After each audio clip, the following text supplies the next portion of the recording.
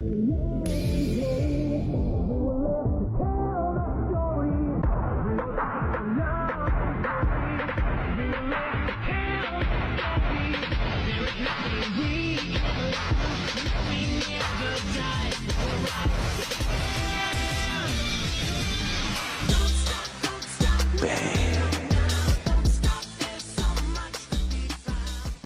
is good, folks? Today I've been pondering a bit. I've been looking into the deep, and I think I finally understood what my turnoff to Boruto was. Or at the very least, the anime, because the manga I hear is getting good. True Blue Vortex kind of selling me a bit, but I haven't read it yet. What my true turnoff to the Boruto anime has been, where are the legendary shinobi? Where are they? Even back in the days of OG Naruto, we were still seeing absolute badasses like Zabuza, like Haku, all of these guys who were legendary within their resolve. Guys like Jiraiya, all of the Akatsuki, these people that were getting set up that had a history of being absolute fucking badasses. Where is that? Where is that? I'm sorry, this current generation of Kage, they fucking suck. I am sorry. They suck. The most we have ever seen about them up until Boruto, when they became Kages, was pretty much them in the war arc. And the problem with it is, it's the war arc. Odds are they were doing jack shit, or they were in fights that nobody watched. I like Darui. He's probably my favorite amongst the 5 Kage.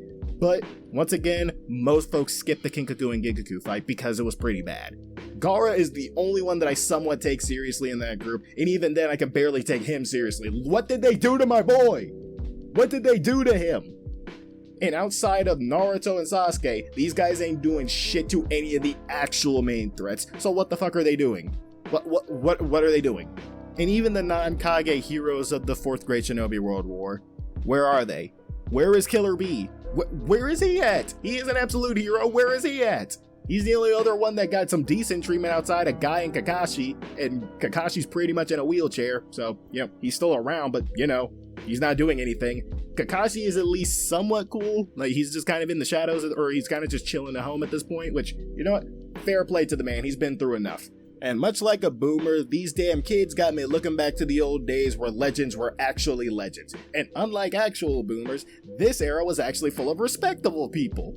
Specifically, the era between the 2nd and the 3rd Great Shinobi World Wars. This was a fucking stacked roster, all I am saying. You've got Hiruzen and Inoki in their primes. These two old-ass men who in their 70s and 80s were throwing it down with guys like Orochimaru and holding up fucking meteorites with a bad back.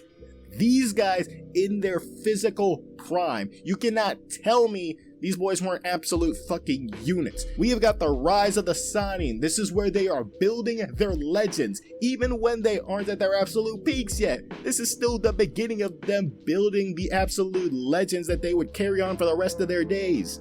We have got Hanzo the motherfucking Salamander, the dude that basically soloed 3 Great Shinobi Nations by himself, drawing the borders of the Rain Village like, okay, look, this is the line. Y'all ain't gonna pass this, or else I'm gonna fucking kill you. We got Granny Chiyo in her prime, the woman who went toe-to-toe with Hanzo the Salamander so many times that she figured out a cure to his poisons, who herself developed a shit ton of poisons of her own that Tsunade grew her legend encountering. The woman who swore vengeance on the motherfucking White Fang. And speaking of the White Fang, Sakamoto Hatake, the dude that fucking tore his way through the hidden sand, the dude that was said to be above Sannin level, all 3 of them. This motherfucker needed a whole arc by himself. He needs this. All of these guys need a section. They need it. But let me focus out a bit. Let me focus out to the rest of the world. Because we got the beginnings of the 7 Swordsmen of the Mist. I'm convinced this is where it has to be. Like chronology-wise, this is where it would have to be, right? We got the beginnings of the Blood Mist Village, or at least the early stages of it, because the 3rd Mizukage, he was kind of a dick. But he was kind of an evil bastard that kind of set a whole lot of things into motion that Yagura would pretty much stoke the flames of because of Obito. And we got all of this stuff happening in the background. We got the fall of the Uzumaki clan, because it took 3 great nations to take out 1 singular clan. It took 3 great nations banding together, the only real time that we see them banding together like this, to take them out. we still got Kinkaku and Ginkaku running around. I am pretty certain, or at least we still got one of them kicking around, because I'm convinced that Kinkaku and Ginkaku, one of them died during the fight with Tobirama, and then the other one rampaged out and killed him. Like, I want to see how one or both of them got taken out. I want to see it. Did Hiruzen get his revenge on them? Is that what went down? Naruto really needs an anthology series. It does. Like, all of these cool concepts that got introduced in the series, I would love for these to be explored upon a lot more.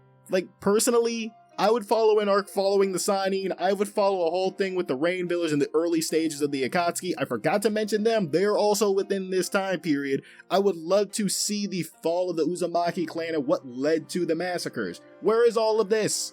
Fuck those aliens. Where is all of this? You have a bunch of interesting stories right fucking here. All I'm saying.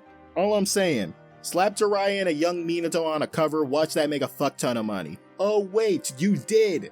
I hope y'all enjoyed this off the scuff video of just my off the dome thoughts about the Naruto series. Honestly, I want to look further into this because that generation really intrigues me, because this is where a lot of legends gets built up. Like, the wars don't really get talked about a whole much within the Naruto canon, and we're just kind of left to piece things together, and I do kind of like fitting the pieces together to see the stories of what exactly happened. Like, personally, I'd like to believe that Hiruzen hunted down the rest of the Kinkaku force after he became Hokage and took them out. I personally would like to see that. Like, I would love to see that animated if that actually went down.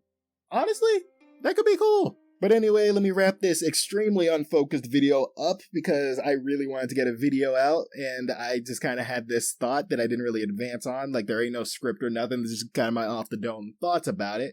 But hey, if this is the type of video that you might like, go ahead and check out my other Say It's Thoughts videos. That's a bit more thought out than this one. But if you do enjoy the show, be sure to hit that like button, hit that subscribe button, hit me down below and let me know what other random thoughts or random anime opinions or shit like that you would like to see down below. Anime, fiction, whatever, my thoughts on any of it. If y'all want to hear about it, let me know down in the comments and I'll see what I can do. But for now, I must bid you all a goodbye, good night, this whole thing, the bit bang, Sage out. A shiny teeth that twinkle, just like the stars in space. A shiny teeth that sparkle, adding beauty to my face. A shiny teeth that glisten, just like your Christmas tree.